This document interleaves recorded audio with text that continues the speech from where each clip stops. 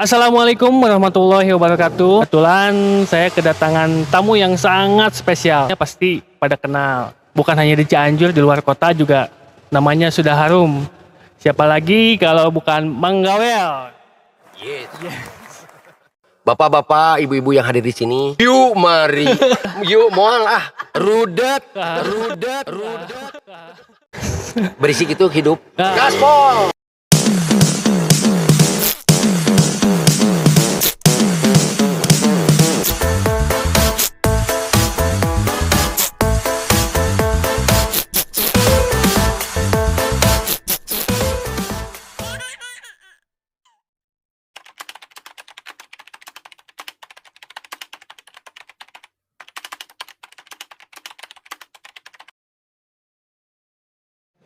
Siapa sih? Memang nama saya asli saya siapa ya? Lupa. Udah panggilnya Mang Gawel terus sih. Denny Sunaria SH. Sarjana hukum itu betul karena saya pernah dihukum. Kalau belum pernah dihukum berarti sarjana hipnotis. Mantap.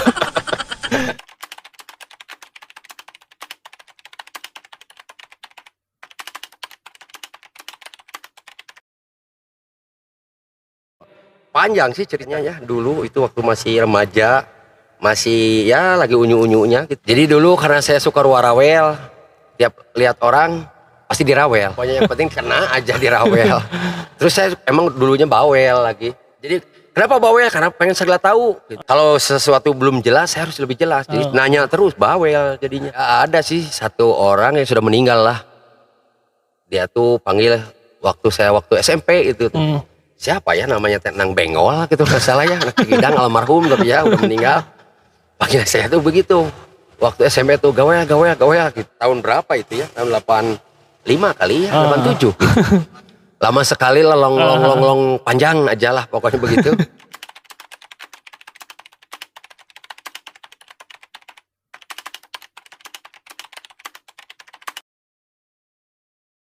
Itu gimana ya, saya pengen mencoba aja. Pernah Pak Tito juga bilang, tidak ada calon seorang bupati yang tidak mengeluarkan uang 30 miliar sampai 60 miliar. Saya pernah komen di Instagram atau Pak Tito, saya pengen ngobrol karena saya waktu itu nyalonin habis 40 juta. Orang nggak ada yang percaya. Asli itu. Punya modal ngapain? Mending udah aja dagang usaha gitu. Bener. Kapan buat rakyatnya kalau begitu? Nantinya pikirannya kan harus balik modal. Ya rusaklah negara ini gitu. Terus ada salah satu media juga nanya, ini dengan Mang Gawel ya Pak Denny Sunaria?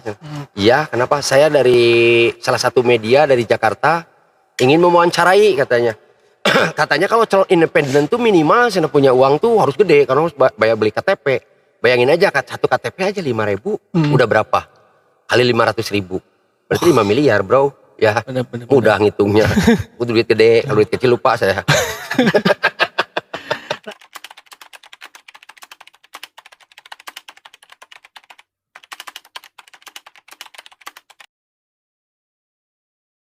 Sih sering itu. Saya barusan ketemu Mang Gawel terus ketemu Mang Gawel di mana? Kata saya tuh. Saya nggak diungkapin, saya takut gimana lah, nggak jaga perasaan dia juga. Ya saya ngomong oh iya aja gitu aja. Paling nggak banyak komen lah kalau ada yang ngomong gitu. Di depan saya banyak.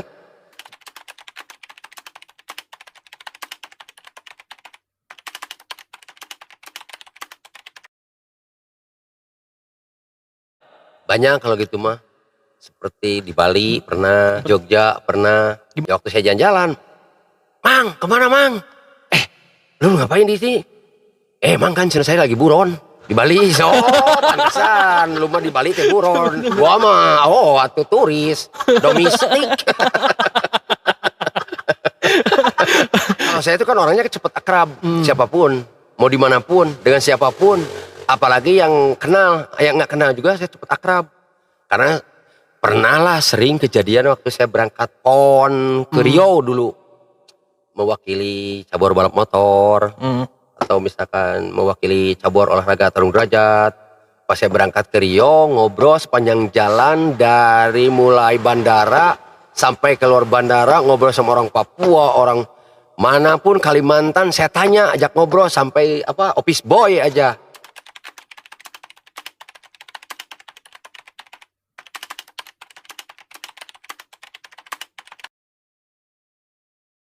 Pernah gak? Rudat batur ngadengin. Bae we. Maneh teu ngarti bahasa aing. Aing ge teu bodoh teuing, mereka teu ngarti bahasa aing masing-masing we. Pernah waktu di Malaysia tuh beli apa ya? Saya tuh beli sepatu. Sabaraha aya sepatu? Watch kata tadi teh. Lain beli kawat, beli sepatu. Berarti teh.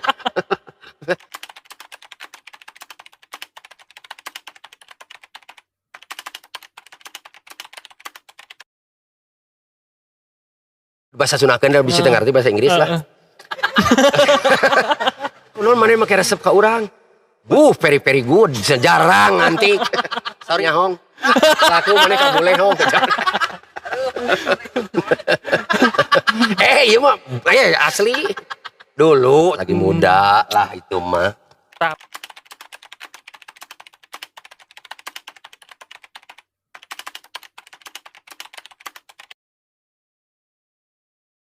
Kayaknya saya waktu kecil tuh yang paling ingat tuh nggak pernah bener, nakal terus. Jadi kalau diceritain, aduh malu sendiri.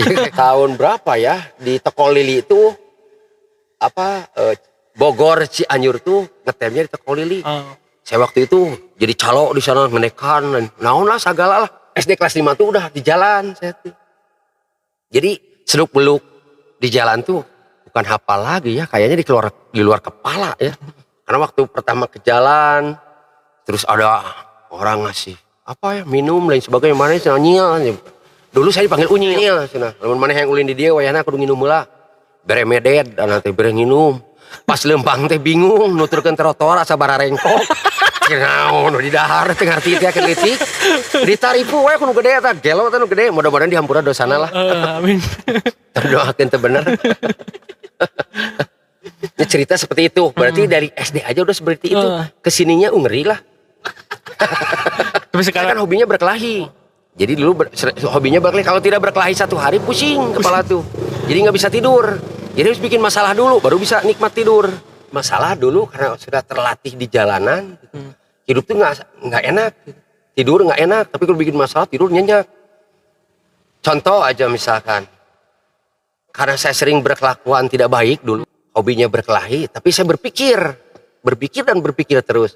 Bagaimana menjadi satu motivasi, jadi satu prestasi. Maka waktu itu saya cari yang namanya bela diri. Kalau saya begini terus pasti berurusan dengan hukum. Musuh setewak polisi, musuh setewak giung ke polisi itu sebenarnya. Nya di BAP itu dihitung ayaman 2 romari. Asli. Lain bohong. Yang tanyakeun ke polisi Cianjur Waraweun teh. Lireun gitu polisi ge. Karena waktu itu saya sering gitu melakukan tindak pidana lain sebagainya. Pasalnya 351. Makanya saya sekolah dihukum karena saya suka melanggar hukum, punya inisiatif, punya prinsip. Kalau saya begini terus pasti berurusan dengan hukum. Berarti kalau hobinya berkelahi maka harus disalurkan lah. Salurkannya kemana? Ya ikutlah salah satu bela diri. Pertama di judo, di pencak silat, di mana di judo. Terus pindah lagi karena kurang menantang. Pada akhirnya saya terakhir tahun 90 tuh masuk di olahraga bela diri tarung derajat. Nah di sana lah mendalami sampai ya sekarang lah jadi pembina lah. Kalau sekarang dulu jadi atlet dan sebagainya, jadi pelatih, pengalaman lah semua. Ya akhirnya jadi prestasi. Gitu. Saya dulu pernah juara di mana ya? Antara mahasiswa di Bogor dulu. Juara, yang namanya juara berarti main si catur, pongol, dulu kan tarungnya masih bebas. Ya itulah yang jadi hobi saya tuh. Karena tarungnya bebas, tidak ada pelindung, tidak ada apa. Itu mah mukul bebas, masih bebas aja. Yang namanya juga tarung bebas, ya bebas aja. Yang penting gak main gigit aja. Itu salah satu yang gak boleh mah. Dulu menendang selangkangan juga, mukul apa aja bebas. Tangkap kepalanya, hajar di sana juga boleh, bebas. Ya waktu itu dapat ya nomor 2 lah. Di Indonesia waktu itu antara mahasiswa, alhamdulillah. Pernah gelut yang 3 kampung. Ya koma lah. Lah berapa orang ya saya waktu itu berempat lawan 3 kampung ya saya koma lah. Jurus apa yang dipakai? Karena kan pakai emosi tidak pakai akal gitu, tidak punya kemampuan waktu itu masih belum bisa bela diri apapun, jadi cuman mengenakan keberanian gitu. Jadi ya koma lah. Jadi kalau emang suka berkelahi ya salurkan bakat saudara-saudara dimanapun yang berada seluruh dunia dan akhirat disalurkan biar menjadi prestasi yang bisa membanggakan diri sendiri dan keluarga gitu. Ya kayak itu nama negara lain sebagainya. We lo juara dunia mah meureun. Bener. Juara RT mah nya sa RT we meureun. Yang pastinya mah harus disalurkan, jadi jangan sampai Ya. apalagi Karena saya hobi itu dari dulu yang keras-keras. Hmm. Jadi kalau saya hobi yang lemek-lemek mungkin ikut tari balet. Tapi ngalami sih zaman break dance dulu. Bawa tip di sini. Zaman alun-alun tuh. Pokoknya semua zaman pernah saya alami gitu. Contoh apa ya? Kalau saya sekolah juga saya tamatnya paling cepat. Karena saya pinter, cerdik bukan pintar. cerdik. Ya cerdik. SMA saya tamatin 2,5 bulan selesai. Ya. Gurunya tak. Habis kata gurunya, udah kamu mah nanti aja. Saya kasih rapot kelas 3 semester akhir. Sekolahnya pindah, jangan di sini. Oh makasih. Tuh alhamdulillah udah sehat, sembuh. Setelah apa ya? Mungkin karena usia lah.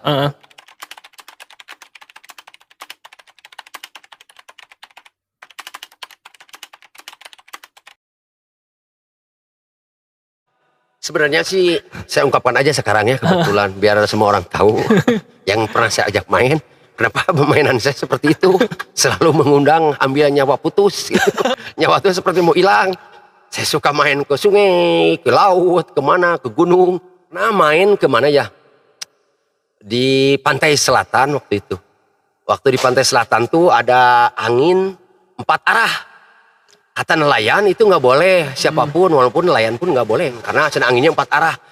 Angin 4 arah tuh seperti apa sih kata saya tuh? Ya mang sana kalau dari sini datang angin, dari sini datang angin, dari sini datang angin, maka membentuklah gelombang. Nah kalau disampaikan ke saya tuh seperti itu, tuh saya tuh jadi penasaran orangnya beda. Pengen tahu, pengen buktikan. Jadi kata orang saya kadang-kadang suka dibilang apa sompras, naonnya, kabur lain sebagainya. Padahal saya tuh dalam rangka apa ya? Menguji keyakinan sebenarnya, cuman tidak bisa disampaikan waktu itu. Karena yakinnya takut mati nanti di jalan lautan. Nah sekarang karena hidup saya sampaikan, padahal sebenarnya saya menguji keyakinan gitu. Pas mau berangkat nelayan tuh nggak mau. Ya saya bayar dulu kapalnya. Udah gini kata saya tuh kalau nggak mau. Berapa harga kapal waktu itu? 20 juta bayar. Mesin itu ada teman si Didi. Terus ada anggota kepolisian juga yang ikut. Siapa ya? Pak Omen kalau nggak salah tuh. Banyakan lah naik kapal. Si Nasir siapalah. Berangkatlah pada akhirnya. Karena hasil radio udah dibeli. Harga kapal waktu itu 40 juta. Karena mesinnya 2. Pas di tengah lautan itu bener. Kata apa yang disampaikan yang namanya angin 4 arah tuh di Cidaun. Jadi posisi saya duduk paling ujung. Menghadap ke anak-anak. Cek saya tenang kok di tengah lautan jadi teduh. Kapal-kapal kecil, kapal nelayan lah segede gimana tuh pas badan. Tapi di tengah lautan jadi teduh. Ini ada apa kata saya teduh? Siapa yang tanam pohon di tengah lautan kata saya tuh. Sampai teduh begini pas yang dingin. Mang lihat ke belakang. Pas lihat saya ke belakang. Oh ini gelombang tuh ternyata. Jam 12 bisa teduh gimana gedenya. Bayangin dulu deh. Sebelum ngobrol dilanjutin. Penonton bayangin. Pas gelombang datang nih, justru itu keindahannya sebenarnya kalau orang kita yakin tuh berani gitu. Di pas gelombang datang, kapal dimiringin majunya Nah, pas gelombang lewat ini cung. Aya sih seetik, buka kapal, seicieuna seetik, mun kapal potong 2 kumaha. Bayangkeun. Kadieu newak cai, kadieu cai hipu kabeh. Pas brak aya dah sekitar tinggi 2 pohon kelapa lah terbangnya itu. Brak. Wah, nih kata saya tuh cari lagi, Mang, mending istirahat dulu. Ketelaut. Ada itu waktu pas ada gelombang ada yang nangis. Saya ceritain nih orang selatan nih ada yang nangis. Bapak, Mak, Hampura, psikodosa, bisa dipanggil deh. Sampai nangis ada seperti itu asli itu bukan bohong. Karena saya main-mainnya senangnya seperti itulah. Tapi orang yang lain ya nggak suka kayaknya ya filosofi. Jadi dengan badan kuat, otot kuat, fisik kuat, belum tentu sudah punya ketenangan. Nah waktu itu tuh saya sebenarnya melatih ketenangan. Jadi kalau kita udah tenang, berarti kita bisa menghadapi segala sesuatu. Di muka bumi ini, tidak tahu kalau di akhirat. Kadang-kadang orang kalau tidak punya ketenangan panik. Jadi walaupun mental kita kuat, fisik kita kuat, tapi kalau tidak ada ketenangan tidak akan menjamin. Jadi yang menjamin itu ketenangan. Saya pernah di mana ya, di Sungai Citarum tuh. Banyak sejarahnya itu kalau diobrolin. Jadi punya ceritanya panjang di Sungai Citarum tuh. Saya tuh mancing ya 2 hari 2 malam waktu itu teh. Ada orangnya juga masih banyak, masih pada hidup. Saya tuh ngomong, pas ngomong tersebut ternyata dikobul. Pengen hujan yang gede. Terus badai, duduk. Terus saya bawa cah deng-deng. PT nyaan. Kabawa cah deng-deng. Eta lamun di kamera juara sadunia. Tiga film naon si Mumi. Kan. Jadi pas kabawa cah si rakitnya set ke tengah. Muter aja 2 jam. Belum sampah yang ribuan kubik itu. Kita tuh ada di tengah-tengahnya bayangin. Muternya aja di tengah itu apa? Antara sungai hulu Sungai Citarum, Cisokan. Nah itu muternya di sana. Dalamnya 400 meteran lah. Tapi saya asik bisa menikmati gitu anehnya teh. Film gitu semakin cek ke dalam jadi muncul di mana gitu di padang pasir gitu teh. Kayak di film enggak ternyata. Dan kecepatan airnya juga sangat keras sekali itu. Tidak seperti biasa. Jadi pas saya ke bawah tangan nyoba kecepatan arus air ternyata kenceng. Maka saya menenangkan. Jangan ada yang loncat, yang tegang santai, rapatkan rakit. Jadi asalnya 3 rakit itu dirapat jadi lebar. Itu di bawah pusaran air itu saya mah makan aja sebodoh amat aja bawa kemana karena apa menenangkan yang lain. Kalau saya panik tahu aja satu hilang 3 hari tunggu nanti juga muncul sendiri.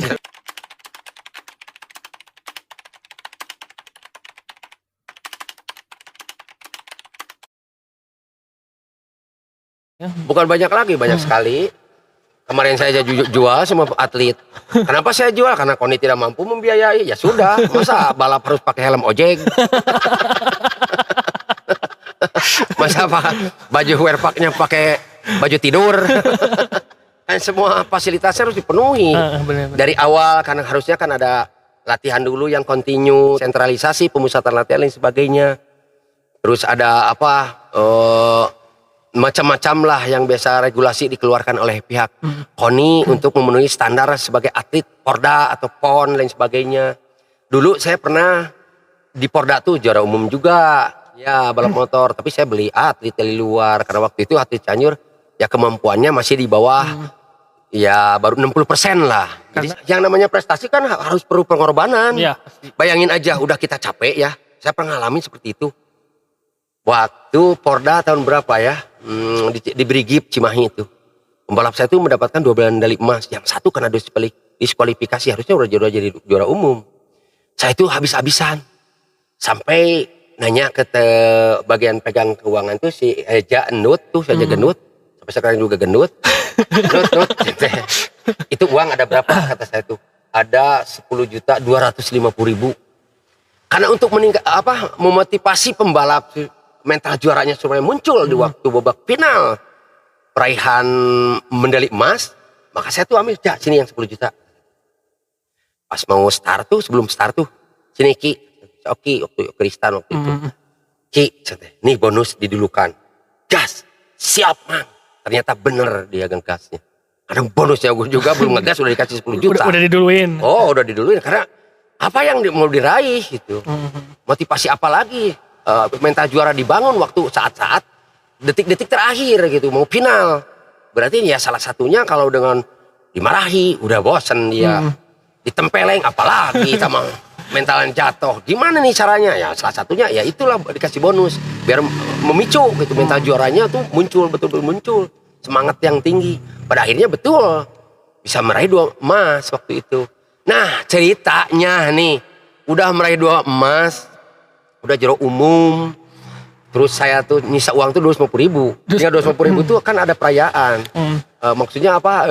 Syukuran lah, senang kata anak-anak. Memang anak-anak pengen syukuran karena meraih medali emas ya kita makan. Jot cari restoran yang paling termahal di Bandung. Makanlah di restoran paling termahal.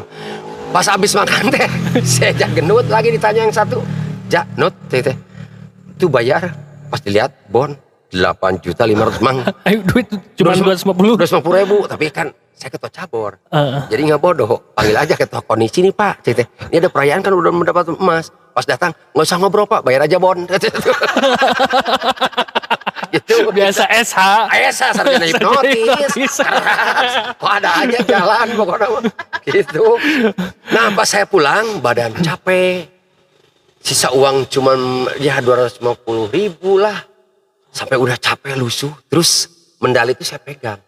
di perjalanan di tol, saya ngobrol ke anak-anak. Ini prestasi kita sudah raih. Dengan jerih payah. Dengan anggaran, dengan segala, dengan tenaga, pikiran, dan sebagainya. Sekarang ini mendalinya. Kita coba tes. Sok, kamu lelekan letah, cain teh. Letah, amis teh. Teh amis. Nah, turun di teangannya. Kadang-kadang seperti itu ada perasaan tuh. Ya apa yang sebenarnya mau dicari tuh gitu. Pas diletak, mas ini amis-amis acan. Ayah awak capek. Pihak. Tanpa ada perhatian mah komo, aduh ribu pisan. Contoh pernah waktu balap ke Malaysia pun sama begitu. Banyak. Di Koni Cianjur di beret 750.000, ay balap di luar negeri. Yuk, mari. Skobidu banget. Tong tiket, kata mah lah beli sukro atau jangan di itu mah. Kesok sekali makan aja berapa? Tim sekali makan di restoran di sana tuh. Ya bisa sampai 1.800.000 sih Carberry. Ya kalau kecuali di pinggiran yang ngubah ayamnya di comeran banyak murah lah. Ada 25.000 nasi goreng, tukang Jawa. Orang Jawa ya di Malaysia ketemu. Mbak dari mana?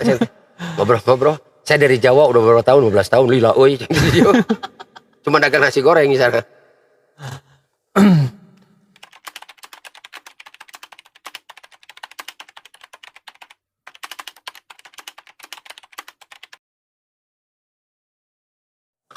Kalau saya secara pribadi ini ya, orang lain masih bodoh. Pemerintah ya tercelakaan karena punya aturan. Terus yang lain juga punya prinsip masing-masing. Saya juga punya prinsip. Kalau saya sendiri sih sebenarnya pengen ngerasain COVID. Tapi nggak ketemu. Asli saya pengen COVID. Hal itu tuh harusnya dengan keyakinan. Kalau dengan akal aja atau dengan metode kesehatan aja mungkin jadi ragu. Karena begini contoh. Kadang-kadang orang, ini menurut saya ya, nggak tahu lah yang lain mah, ini mah prinsip saya aja. Sebodoh tanggapannya seperti apa juga. Karena ini prinsip saya, mau ikutin prinsip saya sebodoh, enggak juga sebodoh ini. Masing-masing aja lah pokoknya mah. Ini contoh katanya ada penyakit menular. Menurut saya itu tidak ada yang namanya penyakit menular. Bayangin, kalau ada penyakit menular, zaman Kangjeng Nabi Adam, itu dengan Siti Hawa, misalkan baru punya keturunan 100, terus ada penyakit menular, habis tah mereka keturunan anak. Tidak mungkin berkembang biak seperti saat ini. Jadi dari zaman dulu juga tidak ada yang namanya penyakit menular. Menularnya seperti apa? Contoh AIDS aja menurutnya kalau ada hubungan. Kebanyakan ini lewat brown udara. Oh ini dong sedunia kayaknya.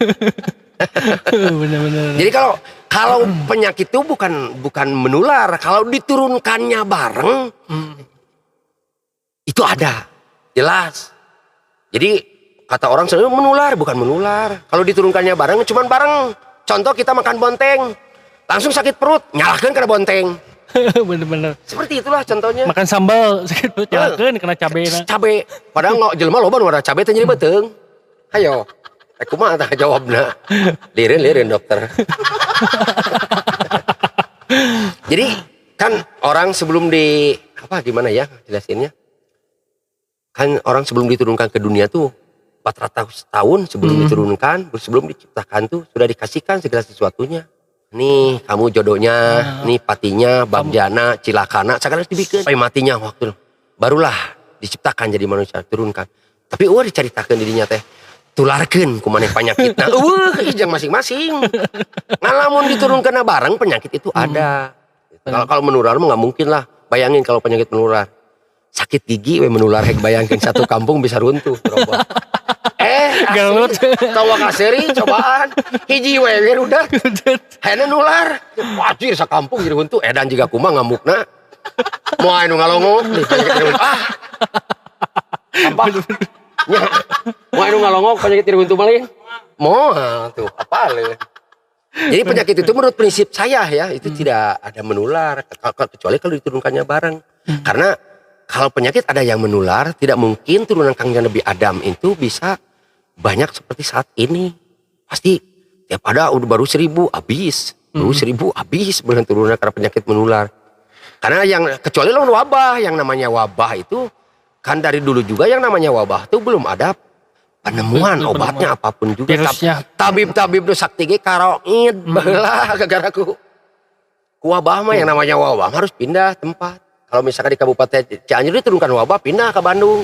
Bandung diberi wabah, pindah deh terus pindah. Jadi Akhirat teh terakhir pindah KB. Nyanyi bakal pindah ke akhirat KB. Kemana tuh? Contoh saya temuan gitu banyak. Sebenarnya sih penyakit biasa, penyakitnya bawaan dan sebagainya. Contoh aja kemarin kakak saya juga di COVID kan. Kata saya kan betul COVID, sing pak kata saya. Cek saya tadi gitu kan. Maka di Pulau Sara lah saya itu seperti ya aturan agama, tidak aturan pemerintah. Kalau ngurus mayat mah masa aturan pemerintah seperti apa, tidak mengeluarkan kan. Tapi aturan agama kalau ngurus mayat tuh. Jadi biar apa sesuai aturan, tidak keluar aturan. Kalau aturan pemerintah mah ya secara administrasi aja lah kata saya tuh. Kalau mau disolatkan mah aturan pemerintah tidak bisa kan, harus aturan agama bener nyolatkeun. Banyak bahasa Indonesia. Seja kaula nyolatkeun mayit kabeh itu nyara rambu. Jadi ada aturan tertentu itu mau udah ada ketentuan yang sudah jelas sebelum manusia ini berkembang juga aturannya udah ada. Cuman kali ini Adam juga kan dicontohkan oleh manuk gagak nguburkeun jelema teh kudu kieu gitu. Sebenarnya COVID bang buat orang-orang kaya yang banyak hartanya. Kalau yang miskin mah mikirin COVID gimana, mikirin perut. Ya. Kalau orang kaya kan susah, pasti mikirannya kalau ada penyakit begini takut. Karena hartanya belum dimakan banyak. Ini kalau saya mati ini harta ditinggalin buat siapa? Wah, jadi kepikiran. Ya, pada akhirnya jadi terjadi lah.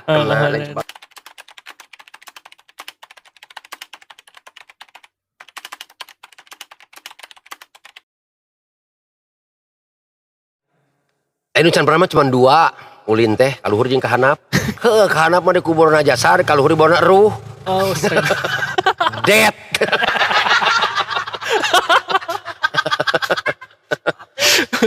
Karena gini ya, yang belum pernah saya alami itu satu hal di dunia. Berbuat benar. Buat jahat mah geus dibaheula bosan giung lah. Dibui geus, naon geus, sagala geus ngalaman lah seperti hal itu. Tapi untuk berbuat baik itu paling susah. Kalau berbuat jahat atau berbuat hal-hal seperti itu tinggal WA SMS jadi. 2 menit kemudian, 2 jam kemudian bisa jadi. Tapi kalau berbuat baik itu paling susah karena banyak tantangannya. Itu aja. Tantangannya ya banyak lah. Jadi kan saya punya filosofi rek teu ecreug nekat komo rek ecreug. Filosofi saya itu 1, 2, 3 cekicro.